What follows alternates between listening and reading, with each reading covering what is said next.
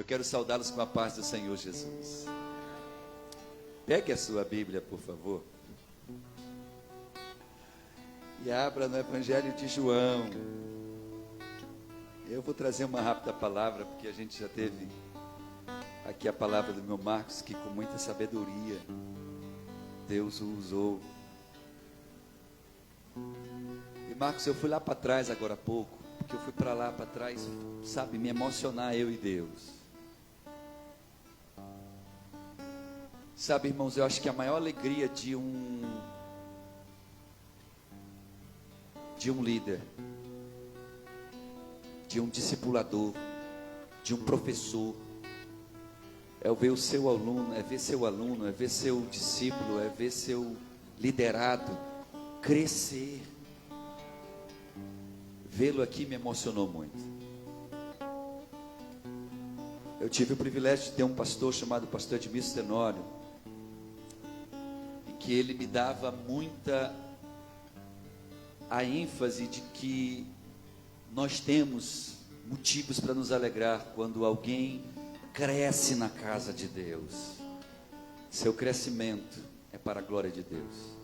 Suas lutas são nossas lutas, mas suas alegrias também são nossas alegrias.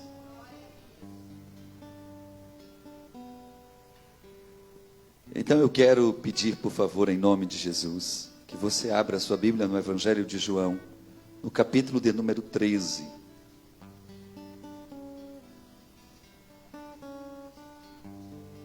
Evangelho de João, capítulo de número 13. Eu prometo ser breve, temos a ceia já nos próximos minutos por acontecer. E eu quero apenas trazer uma palavra que, curiosamente, passei o dia pensando nisso aqui, porque de manhã, quando eu acordei, eu fui ler a palavra e decidi ler aqui o capítulo 12, o 13, o 14, abri para ler apenas esses capítulos, e no 13 uma coisa me chamou a atenção, eu disse, gente, que coisa curiosa. Eu quero ler apenas um versículo deste capítulo 13. O versículo 12 do Evangelho de João diz assim: durante a ceia, tendo já o diabo posto no coração de Judas Iscariotes, filho de Simão, que o traísse. Amém. Pode sentar. É muito raro eu pegar um versículo e me deter apenas nele, mas eu quero a sua atenção por alguns minutos, por favor, porque talvez Deus possa falar, e tão somente talvez, por sua infinita misericórdia, falar através deste pastor conosco. Esse texto me fez pensar numa pergunta que eu fiquei com ela na cabeça o dia todo, e agora há pouco eu até pedi uma caneta emprestada para eu deixar riscado na minha Bíblia. Quem tem dominado o seu coração? Quem é que está dominando ele? É o diabo ou é Deus? A bem da verdade, quando eu olho para esse texto tem um monte de coisas assim nele, nessa única frase aqui, durante a ceia, tendo já o diabo posto no coração de Judas Iscariotes. Se você ler Lucas, lá no capítulo 22, o verso 3, a Bíblia fala nessa mesma situação, que o diabo entrou em Judas. E aí há uma margem para muita discussão teológica, aonde no meio, dentre os teólogos, disse que Satanás possuiu o próprio Judas, incorporou-se em Judas. João, ele era um cara muito mais emotivo, então ele analisava mais as emoções. É por isso que ele é chamado de o apóstolo do amor, porque ele era muito sensível às emoções. Então a percepção de João naquela cena foi diferente da de Lucas, que era muito técnico, ele era médico. Então para ele, Satanás tinha possuído o corpo de Judas e ponto final. Incorporou nele. Mas João tem uma visão diferente. João, ele fala que Satanás, que o diabo, tinha posto dentro do coração de Judas, que era um apóstolo. Quando você lê a história de Judas, infelizmente, a gente só olha para Judas como sendo o traidor. Porque já conhecemos, e desde criança, nós crescemos vendo filmes que mostram Judas, ou a personalidade de Judas, como um cara traidor. Nasceu para ser um cara que não prestava. Mas eu nunca vi, pastor Fábio, Jesus escolher, ele pessoalmente escolher, pessoas que para ele não teriam serventia alguma. Será que Jesus escolheu errado quando escolheu Judas? Será que ele não soube escolher corretamente as pessoas que seriam os líderes da igreja que ele deixaria? Você já parou para pensar por que Jesus escolheu Judas? Escolheu só para ele trair? Não. Jesus olhou para Pedro quando ele estava pescando e disse: larga, tu vai ser pescador de homens. Vem cá. Olhou lá para Mateus, que estava lá negociando, trabalhando com os impostos daquela época do reino romano, do Império Romano. Jesus disse: deixa esse negócio aqui, que nós vamos agora trabalhar salvando vidas. E Jesus foi escolhendo um por um, e quando chega em Judas, Jesus também o escolhe, esperando nele e que através dele, que o seu reino e o seu evangelho pudesse ser levado.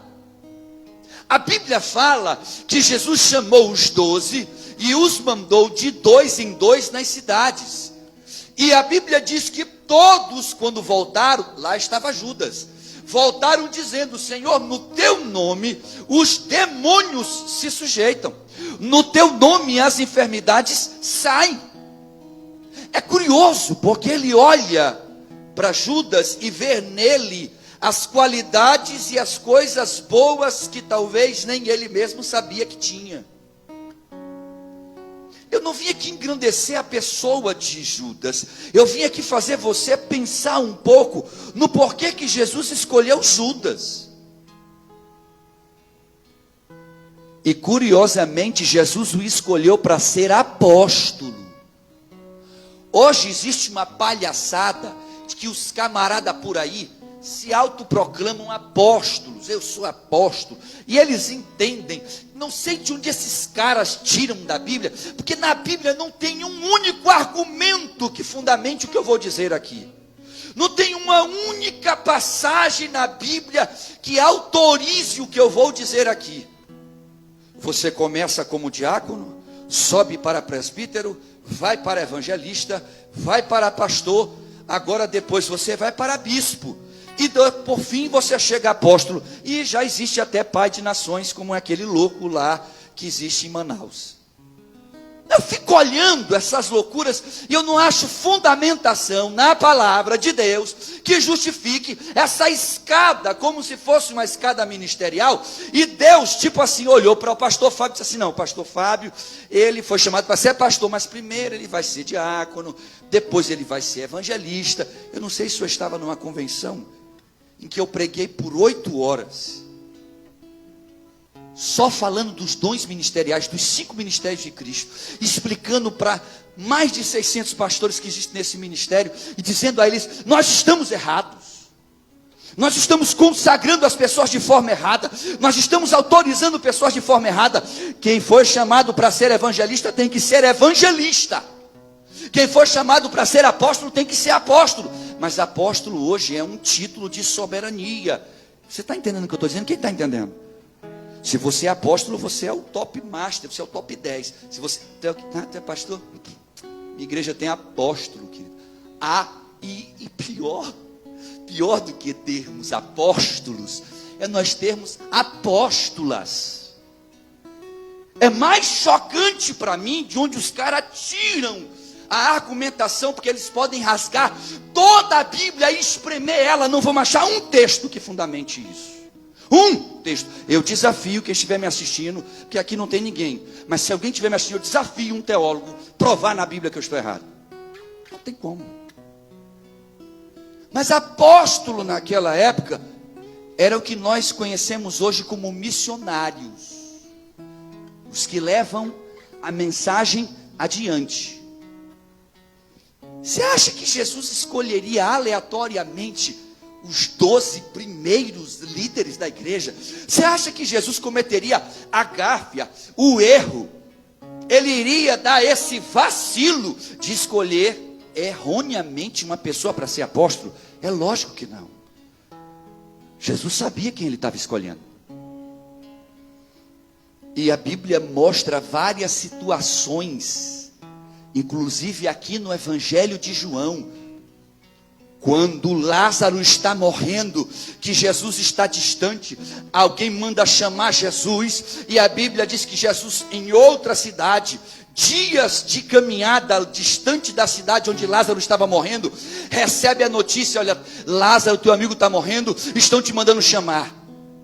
Ele começa a dizer assim: nós vamos ter que voltar para Jerusalém, nós vamos voltar para lá, e todo mundo começa assim: Jesus, tu é louco, o pessoal lá quer te matar, tu vai voltar para lá? Judas se levanta e diz: vamos lá, e se necessário vamos morrer com ele. Olha o nível de homem que ele era. Tipo assim, eu boto o meu na reta e vambora, que eu estou contigo, é para morrer, a gente morre. Judas não era a pessoa e a figura que eu e você ao longo dos anos, sabe, temos como imaginação. Ah, mas ele era ladrão.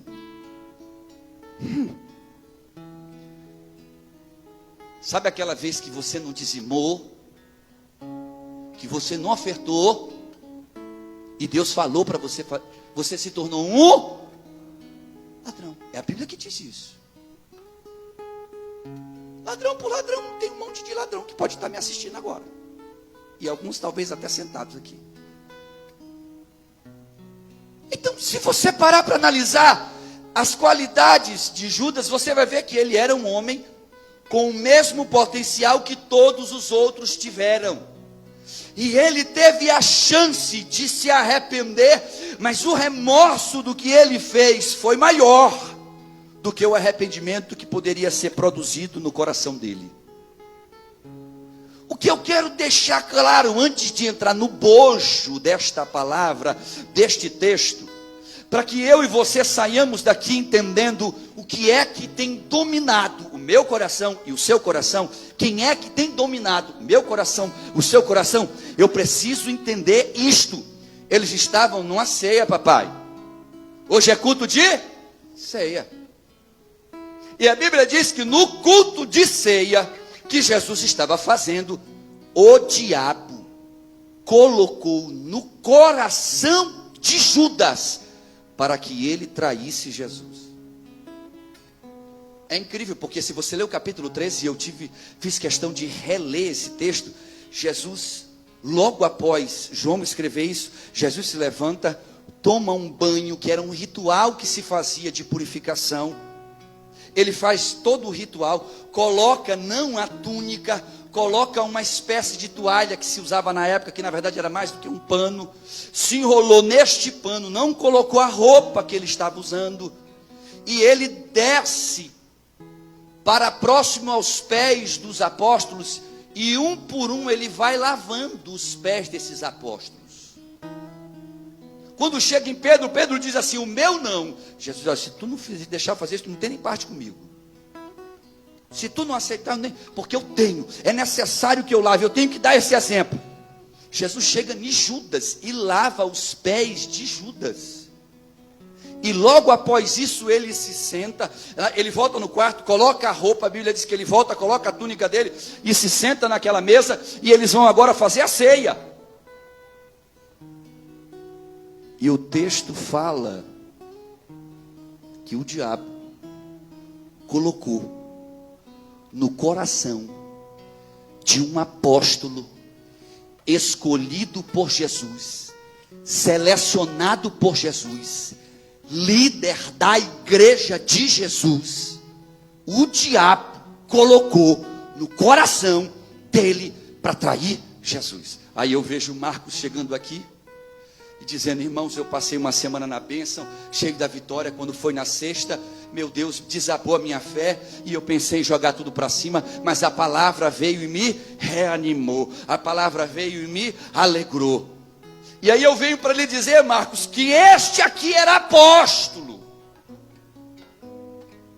e ele não foi isento de passar pior do que o que você passou, porque não foi um desânimo que veio no coração de Judas, foi um desejo, e o desejo é: vou traí-lo por 30 moedas de prata, vou deixá-lo, vou abandoná-lo, vou realmente pegar toda a confiança que ele colocou em mim e vou deixar de lado por causa do dinheiro que me atrai. Mas esse não era um sentimento que vinha dele. É onde eu quero entrar. Esse sentimento que o Senhor sente, e que muitos de nós sentimos, que tem hora que dá vontade de jogar para cima, que tem hora que diz assim: não, eu vou desistir, não, eu vou largar, não, eu vou parar, não, esse projeto não é para mim, esse sonho é inalcançável, não, eu não vou chegar lá, eu vou jogar para cima, para mim chega. Esse não é um sentimento que é brotado no seu coração, pelo seu coração. Porque o texto faz questão de dizer que quem fez com que Judas desejasse trair Jesus foi o diabo. Quem tem dominado os teus desejos? Quem é que tem dominado as tuas vontades? Quem tem dominado o seu coração? Porque se o seu coração está sendo dominado assim pelo diabo, como foi o coração do apóstolo Judas, você vai trair Jesus. Se você deixar, o diabo vai lhe convencer, e no convencimento que ele fará ao seu coração, você vai trair Jesus. E sabe como foi que Judas traiu Jesus?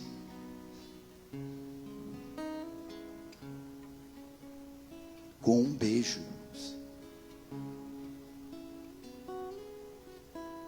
Muitos de nós, quando temos raiva de alguém, ou decidimos fazer o mal para alguém, como Judas decidiu fazer, ele teve esse plano, ele elaborou isso na cabeça por uma influência demoníaca. Satanás influenciou, deu um estratagema para ele, deu uma estratégia para ele. Ele conseguiu colocar em prática um plano que foi projetado. No projeto era: não, eu preciso ganhar uma grana, vamos embora vender. Ele chega para os sacerdotes: vocês querem quanto para poder colocar Jesus na palma da mão de vocês? Eu ando com ele, eu sei por onde que ele anda, eu sei por onde ele vai, porque eu sou apóstolo. Os sacerdotes: rapaz, a gente tem aqui 30 moedas de prata, vamos negociar. Fechou o acordo, fechou, pronto. Olha, o sinal, quando eu chegar perto dele, vocês não vão reconhecer ele no meio do povo, porque Jesus era simples, Jesus andava como qualquer pessoa, se vestia de uma forma normal. Eu disse até nessa viagem para alguém, não lembro quem, a gente conversando, eu disse: olha, se Jesus viesse hoje, nunca que ele usaria um terno para pregar. Nunca que ele usaria uma roupa, anel de formatura, nunca, sapato que tem aquele brilho, rapaz, ele não faz isso nunca. Ele, na hora que entrasse aqui, você nem saberia que ele era Jesus. Agora, na hora que ele abrisse a boca, você diz assim: o que é isso? Quem é esse homem? Meu Deus do céu, o que há nele? O que está? As palavras dele estão mexendo comigo. Ele era um comum. Jesus disse: olha, eu vou dar um beijo no rosto dele. E com um beijo, olha a que nível Satanás consegue colocar no nosso coração a vontade dele. O cara chega e dá um beijo naquele que era o amigo dele, que ele escolheu. Diz: olha, esse aqui é meu, eu quero ele para ser apóstolo. Primeira coisa que eu aprendo: entenda, estar na igreja, ouvir para a igreja, não te exime no seu coração de receber do diabo desejos malignos. Ser um líder, ser alguém que tem renome ou nome, não te impede. Ser alguém que ora, não te impede. Se é alguém que se consagra, não te impede. Se é alguém que passa dias jejuando, porque eu estou falando de um homem que andava com Jesus, que orava pelos montes com Jesus, que evangelizava com Jesus, que a Bíblia fala que ele, Judas, expulsava demônios, que ele, Judas, estendia a mão e enfermos eram curados. E a Bíblia, quando diz que todos os apóstolos voltavam, Jesus se alegrou olhando para os 12. E ainda disse assim: não se alegrem, porque vocês estão dominando as esferas espirituais. Se alegrem, porque o nome de vocês está na glória, escrito no livro da vida. Louvado seja o nome de Jesus. Mas ele, sendo quem ele era, ele não foi isento no seu coração de permitir que o diabo colocasse. Olha, existe um ditado que diz que nós não conseguimos impedir de que os passarinhos voem sobre a nossa cabeça, mas nós conseguimos impedi-los de quê? De que eles façam ninhos. Você não vai conseguir impedir Satanás, nunca. Escreva o que eu estou lhe dizendo. Você pode orar, você pode jejuar, você pode fazer semanas de consagração, dizendo: eu vou agora determinar, porque o determinismo agora, né, virou forma. Eu determino no mundo espiritual que nenhum demônio vai lançar nada na minha mente. Nunca você conseguirá isso, porque a Bíblia fala que há dardos inflamados que ele envia, são pensamentos. Você está do nada, pensa um negócio assim, que você pensa até que é você mesmo. Você acredita que é até você mesmo. Você chega a pensar dentro de si: meu Deus, isso aqui é mesmo, eu vou fazer isso. Eu vou fazer assim também. Eu vou fazer assado. E o diabo enche o coração. Mas, deixa eu lhe dizer uma coisa. A Bíblia fala em Mateus, no capítulo 15, no versículo 19, que o coração do homem, ele é enganoso. Nunca confie no seu coração. Nunca confie nos desejos do seu coração. Uma coisa eu aprendi olhando para esse texto: mesmo que eu seja o maior homem de Deus da terra, mesmo que você seja a maior mulher de Deus da terra, eu e você não podemos nos eximir, nós não conseguimos nos desviar dos pensamentos, dos dardos inflamados que ele lança.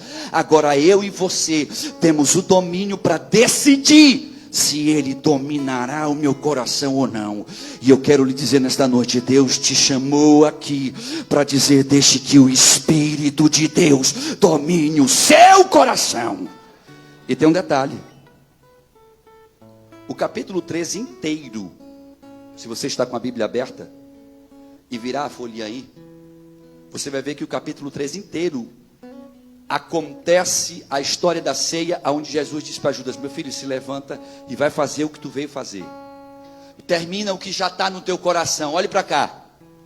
Você sabe o que Jesus estava dizendo para ele? Não adianta eu fazer nada. Você já decidiu. Não adianta, eu não vou, não tem o que eu faça, porque você já decidiu que iria me trair. Você já decidiu que ia me deixar. Você já decidiu que ia fazer o que quer. Você já decidiu que ia realizar os seus sonhos. E ele se levanta e vai executar exatamente o que o diabo tinha colocado no coração dele. Mas no capítulo 14, Jesus olhando para o nosso coração e vendo o nosso coração como ele é frágil. Só quem tem um coração frágil aqui, levanta a mão, só para eu saber. É frágil ou não é? É uma bênção o nosso coração, irmãos. Coração é um negócio complicado. Oh, meu Deus. Pronto. Você quer entender o que é um coração abestalhado? É um coração apaixonado. É ou não é? A gente fica abobaiado. Gente, a gente vê coisas onde ninguém está vendo, mas você está vendo. Você fica assim encantado. Agora imagine um coração não apaixonado, mas dominado pelo poder das trevas. O mal que isso pode te fazer e me fazer. Quando as minhas decisões são pautadas naquilo que o diabo coloca, e a Bíblia foi clara, Satanás colocou no coração dele um sentimento: traia Jesus, troque Jesus pelas 30 moedas, largue Jesus. Sabe aquele pensamento que você está ali às vezes dirigindo, e Satanás, e você acha nem que é ele, diz assim: faça isso, deixa a igreja, vá beber, vá isso, vá fazer isso, e você nem percebe às vezes que esse pensamento é maligno. Hoje eu vou te fazer entender uma coisa, porque a palavra de Deus no capítulo 14, Jesus, depois de ver que Judas se levanta para executar um plano que o diabo colocou no coração dele, já disse assim: espera aí, porque ficou todo mundo atônito. A Bíblia fala que Pedro olhou para os outros: será que sou eu? Eu que vou trair o mestre? O João disse: será que é tu? Não, rapaz, eu acho que é quem comeu. Ele disse que é quem estava comendo lá no pão dele. Foi Judas que estava comendo. Ficou todo mundo com o coração assim: meu Deus, será que sou eu? Será que é ele? Será que é tu? Mateus, não é tu? Rapaz, eu não. Rapaz, não sei, é tu. E ficou aquela coisa. E você vê no capítulo 13, Jesus olha para isso. No capítulo 14, olha o que ele fala. Jesus disse assim, versículo 16: eu rogarei ao Pai, Ele vos dará outro Consolador, para que esteja convosco sempre, o Espírito da verdade, que o mundo não pode receber, porque não o vê e não o conhece, mas vós o conheceis, pois habita convosco e estará em vós.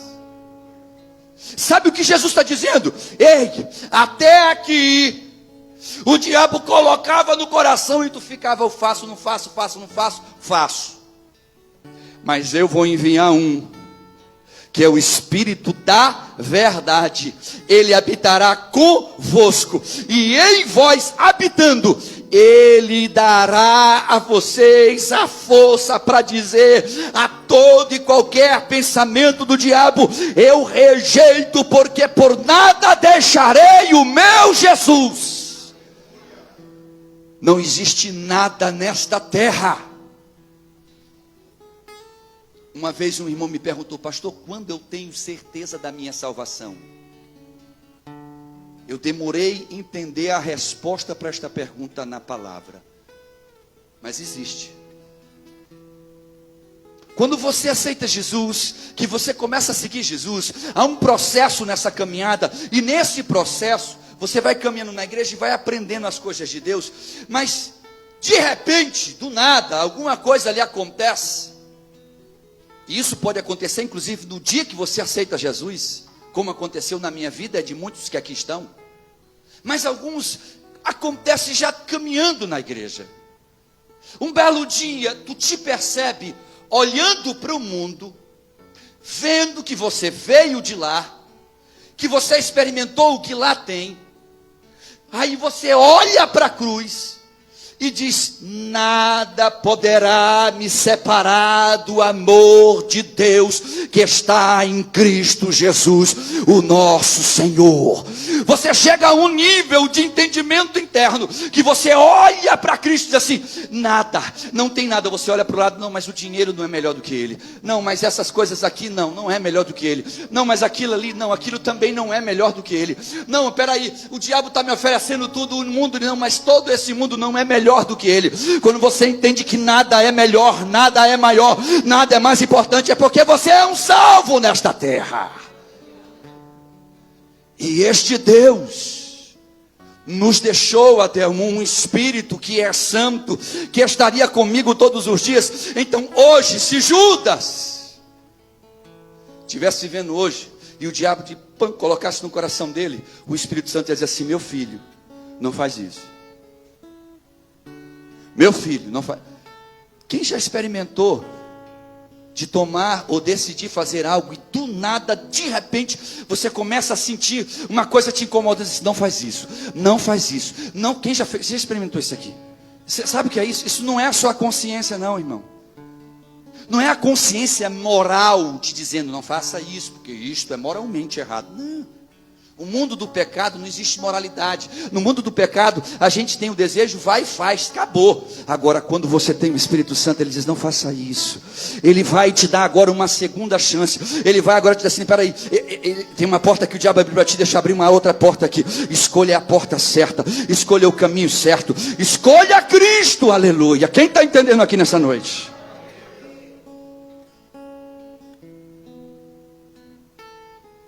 É tão curioso que a Bíblia fala que é no coração que é gerada a salvação que há em nós. Romanos capítulo 10, versículo de número 9. Diz lá, se com a tua boca confessares a Jesus, e em teu coração tu creres que Deus o ressuscitou de entre os mortos, serás salvo. No coração Deus gera salvação. No coração, quando você crê, a salvação alcança a sua família, alcança a sua casa, alcança você, porque é no coração que Deus opera. E é curioso, porque o coração, a Bíblia fala que Jesus disse em Mateus 15:19 que é enganoso. E aí, como é que eu faço? Provérbios capítulo 4, por favor. Abra aí, Provérbios capítulo de número 4. Capítulo 4. Vamos ver o que a Bíblia fala desse coração ainda aqui. Versículo de número 23 diz uma recomendação que é alcançável. Ele diz assim: sobretudo o que deves guardar. Olha para cá, ele está dizendo assim, sobre tudo o que você tem, sobre o teu carro, sobre a tua família, sobre lá tua empresa, sobre a poupança que você tem lá, sobre o dinheiro que você esconde lá debaixo do colchão. A Bíblia diz sobre tudo que você tem, que você deve guardar, aquilo que você deve ter como prioridade. Olha para o texto, a Bíblia diz: guarda o teu coração, pois dele procedem todas as saídas que você precisa na vida. Em outras palavras, se o teu coração estiver nas mãos de Deus, você estará guardado. Se teu coração estiver nas mãos do Eterno, você estará protegido. Se o teu coração estiver sobre o domínio de Deus e do seu Espírito, Satanás pode até tentar colocar, mas quando ele chega lá, há um espaço no coração que Deus já preencheu com a sua presença, com a sua graça, com o seu Espírito, e que faz com que eu e você entendamos: não há nada melhor do que Ele dentro das nossas vidas. Mas não é só isso. Há uma coisa curiosa que acontece em 1 Samuel capítulo 16. O versículo 1 até o versículo 7. A Bíblia diz que Deus aparece para o profeta Samuel, filho, e diz assim: vai na casa de Jessé. E quando ele chega na casa de Jessé, se apresenta Abinadab, parece lá um camarada poderoso. Sou o cara, quando tu olha, parecia assim um Cali da vida, aqueles bombadão, vai entrando assim aqui, todo mundo diz assim: rapaz, lutador, tipo isso aqui. Samuel olhou e disse: eita glória, Deus tinha dito: Samuel, vai na casa de Jessé, porque lá eu separei um rei para mim. É ele que eu quero. O cara tinha 7 filhos. Ele entra na casa assim, lá vem o primeiro. Ora, se o cara chega na minha casa assim: meu filho, você tem quanto? Eu tenho 7 filhos. Você tem 7 filhos? Deus quer um deles para rei. Peraí, deixa eu pegar aqui o top master, aquele que é o cara. Chama aqui, lá vem o cara. Bombadão, bonitão, aquela armadura poderosa zona, a espada maior do que ele. Samuel olhou e disse: esse é o cara. O cara vai ser rei. Ninguém melhor do que um cara como esse. E aí, Marcão, você disse com muita propriedade em 1 Coríntios capítulo 6, que Deus escolhe são as coisas vis deste mundo, para confundir as que se acham as top master. Ele escolhe as desprezíveis para mostrar que quem é grande é Ele. Ele escolhe quem você não imagina para mostrar que a glória é dele, tudo é dele, tudo é para Ele. Ele vai lá, já pega logo a voz. Vamos embora, ungir rei aqui, é esse aqui. Deus disse, rapaz, não faz isso não. Por quê? Por que, Deus? Você está enganado, filho. Não é esse aí não. Como assim? Você olha o cara, olha a estatura, olha o muque do cara, olha o seu que, olha o peitoral. Igual uns caras que eu vejo na academia que ficam assim na academia. Batendo forte. Não é Kali não. Todo mundo olhou para mim, não tem nada a ver com Kali, não faz isso não. Mas a Bíblia fala que Deus olhou para Samuel e disse assim, para. Aí no versículo 7, Deus olha para Samuel e diz assim, o homem vê apenas a aparência e julga pela aparência. Olha para a aparência de alguém e diz assim, esse é o cara, aquele ali não, aquele ali não, aquela ali sim, aquela ali não, aquela ali deixa de lado. Deus olha o nosso coração. A Bíblia diz que Deus olha para Samuel e diz assim, você está olhando a aparência, mas eu olho o que está no coração, e eu rejeito este daí. Tira, não é esse. Chama o outro, lá vem o outro, não, pode tirar. Chama outro, e aí já tem mais um. É um Zé Ruela ali, ruivo, cabelo ruivo. Ruivez naquela época era sinal de maldição. Eles não deixavam nem o cara ir para o exército, porque ele era ruivo. Manda chamar. Lá vem Davi, de estatura menor, não tinha lá essa glória corporal, não era essa beleza, mas lá no coração, Deus olhou no coração de Davi, um coração que amava a Deus, um coração que servia a Deus com alegria, um coração que fazia para Deus com muito amor e com muita vocação e vontade, um coração que quando ia oferecer algo a Deus, não oferecia pela religiosidade, mas oferecia porque Deus merece o melhor de nós. Deus olha e diz, é Ele que eu quero. Senhor, é esse, pode ungir. Você está vendo a aparência, parece não valer nada, mas esse coração é grande, aleluia. E aí a Bíblia diz que lá na frente Deus diz assim, e não há coração igual a esse na terra. Deus, é a única vez que você vai ver na Bíblia Deus dizendo, eis aí um homem segundo o meu coração.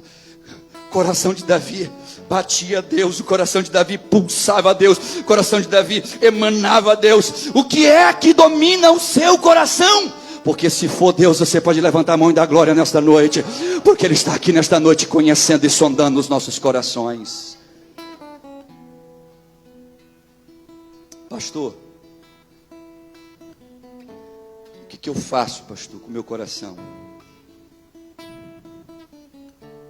Salmos capítulo de número 51. Me veio aqui uma coisa curiosa. Abra aí Salmos capítulo 51, por favor.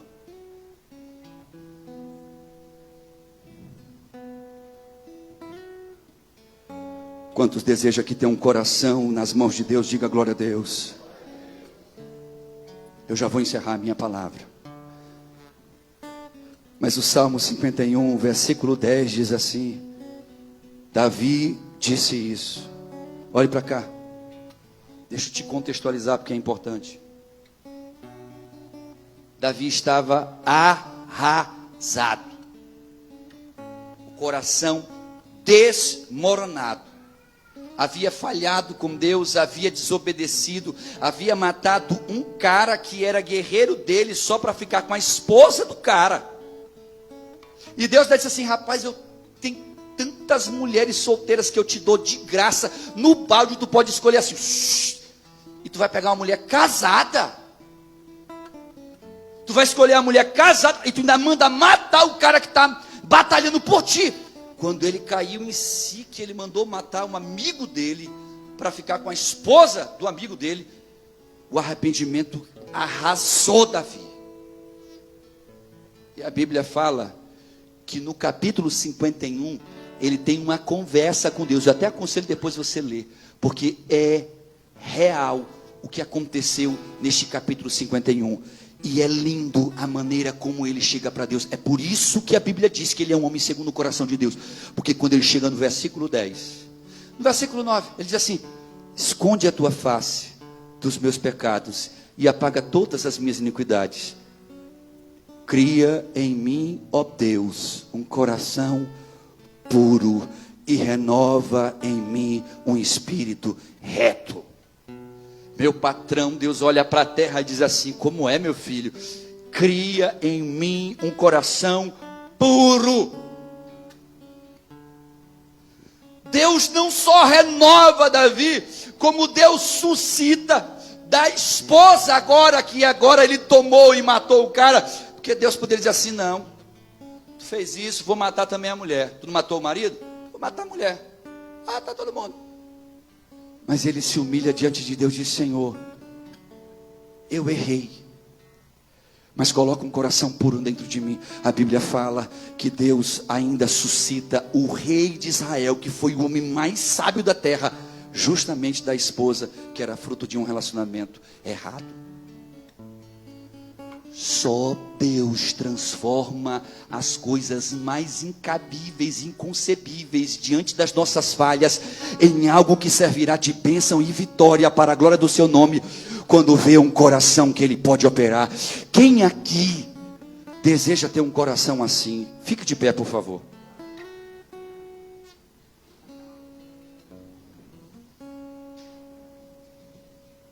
Eu quero encerrar essa palavra, passar para o pastor Fábio, está iniciando a ceia. Eu quero encerrar essa palavra lendo o que diz em Jeremias, já que meu irmão citou com tanta preeminência Jeremias capítulo 20, eu quero falar do 29. Quem precisa de um encontro com Deus aqui nessa noite? Levanta-se a mão. Talvez você chegou aqui na casa de Deus e só Deus sabe como está o teu coração. Só Deus sabe aquilo que você passa. Eu não sei. O irmão que está do seu lado não sabe. Às vezes a gente chega, olha para cá. Não é só uma vez. Quantas vezes eu não cheguei aqui sorrindo e com o coração chorando? Quantas vezes eu não cheguei aqui abraçando Pai do Senhor, pastor, Pai do Senhor, e sento aqui e me derramo diante de Deus com o coração desmoronado. E aí nós queremos nos vestir de que está tudo bem, nós nos vestimos de que a minha grama está verdinha, está maravilhosa, está tudo bem, mas o coração está arrebentado. E aí eu quero lhe dizer uma coisa: há uma fórmula para nós encontrarmos Deus através do nosso coração. Quem deseja essa fórmula? Jeremias capítulo 29, versículo 13 diz assim: buscar-me-eis e me achareis, quando buscardes de todo o vosso coração, então serei achado de vós, diz o Senhor. Não se turbe o vosso coração, crede em Deus e também em mim. Na casa de meu pai há muitas moradas. Se não fosse assim, eu não teria dito: vou preparar-vos um lugar. Eu virei, vos levarei para mim mesmo. Vós conheceis o caminho para onde eu vou. Eu sou o caminho, a verdade e a vida. E quem vem ao Pai a não ser por mim. Em verdade eu vos digo, o que eu vou para o Pai. Mas aquele que crê em mim, obras maiores fará. Aleluia, aleluia, aleluia. Oh glória, aleluia.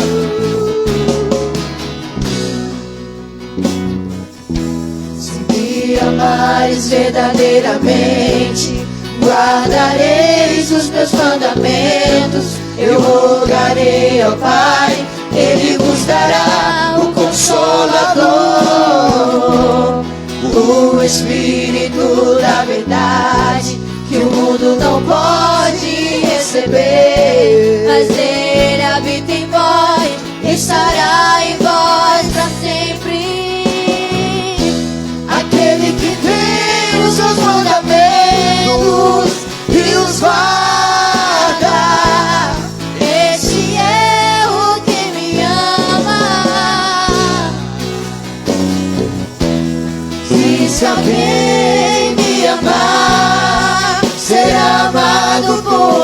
Pai, eu também o amarei e me manifestarei a Ele.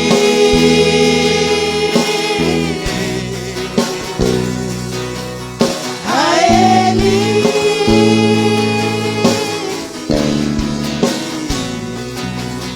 Eu me manifestarei, eu me manifestarei a Ele.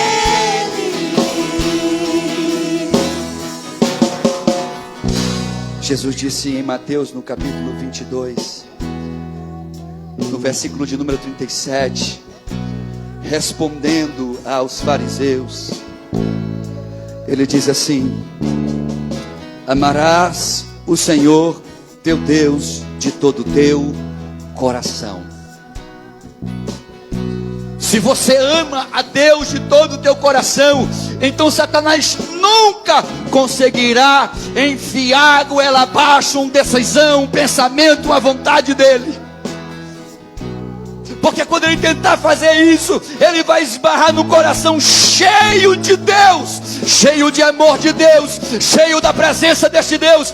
E essa espada que a Bíblia fala, e o escudo que a Bíblia fala, estarão ali postos de pé para dizer: eu tenho o escudo da fé que sustenta-me e que faz com que eu me desvie de todos os dardos. É por isso que Paulo fala, aí eu escrevi aos Efésios, ele diz assim: olha, você precisa da armadura, porque se você tiver esse escudo, você pode ter certeza que os dardos virão, mas a fé que você tem neste Deus sustentará você de pé. Vão tirar o que você tem, você vai perder o que tinha, você começa até a adoecer, você perde tudo na vida, mas a fé fica lhe dizendo: não desiste, não desiste, porque Deus está no teu coração. Aleluia. E eu quero nessa noite, antes de passar a palavra ao meu pastor Fábio, lhe fazer uma pergunta: quem tem dominado o seu coração? Deus ou o diabo? Pastor, como é que eu posso saber? Pela decisão que você toma na sua vida. Se você não entregou sua vida para Jesus Cristo, entregue agora.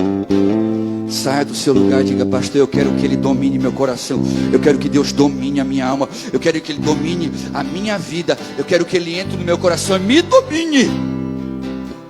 Porque se Deus não dominar o seu coração, alguém dominará ele, você pode ter certeza. Mas Ele está aqui nesta noite para entrar no seu coração, fazer morada nele, habitar em você e lhe dar a salvação que só há através dele, o perdão que só há nele.